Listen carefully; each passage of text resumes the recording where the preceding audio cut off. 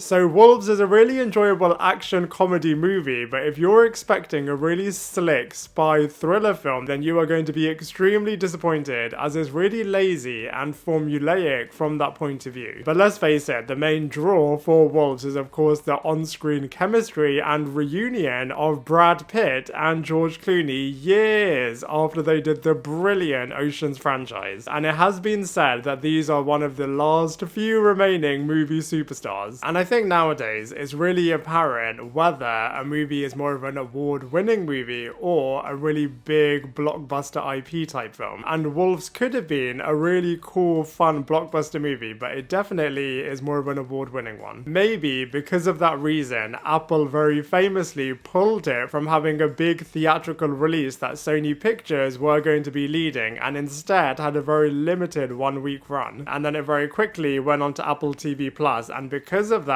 John Watts has now scrapped the plans of a sequel, which I think is fine, as this movie does work as a bit of a standalone movie. So let's go through some of the main stars now. So Brad Pitt is absolutely brilliant. He plays a very slick fixer, and some of his line delivery is so good, and he definitely is more of the douchey version of the fixer compared to George Clooney's character. And some of his line delivery and some of the dialogue that Brad Pitt's character has is so good, and I love how they're unafraid of poking fun at the fact that these guys are a lot older than they used to be. For example, having conversations about their back problems. And then we've got George Clooney, who feels a little bit like he's drawn the short straw, as his fixer is very overly serious, a little bit disgruntled and moody. He definitely does loosen up by the end of this movie, but I feel like his stage presence alone is absolutely incredible and more than makes up for it. We've then got Austin Abrams, who is playing the jock in Do Revenge, and he's alright. I mean, he's got one wicked monologue in a motel, and his chase sequence across New York is really cool too. But outside of that, I feel like he's a little bit miscast, to be honest, in this role. We've also got Amy Ryan in this movie as well, but I feel like her role and the dialogue that she had to do was really boring, and to some extent really does get you set for what this type of movie is. So, you know, even though the thriller aspects of this movie definitely could have been improved, the witty dialogue and the brilliant dynamic duo of Brad Pitt and George Clooney are just so cool, and it's just really wicked just seeing these two guys just bantering between one another. And there are some cool scenes in this movie, for example a wedding dance sequence, the shootout, and just watching Brad Pitt's character trying to supervise George Clooney's was absolutely hilarious. And even though this movie does somewhat potentially set up a sequel, it's a shame that we're not going to get it, but like I said, it works really well as a standalone movie, and I feel like the final revelation is pretty intriguing. It is currently Apple TV's most watched movie, so it'll be interesting to see if anything will ever be able to dethrone that. But as far as Wolves is concerned, you know, I had an enjoyable time with this movie. I would have wanted a little bit more from it, and so for all of those reasons, I'm going to give it a solid 6.5 out of 10. Now I'd love to hear from you. What did you think of Wolves on Apple TV Plus? Let me know your thoughts in the comment section below,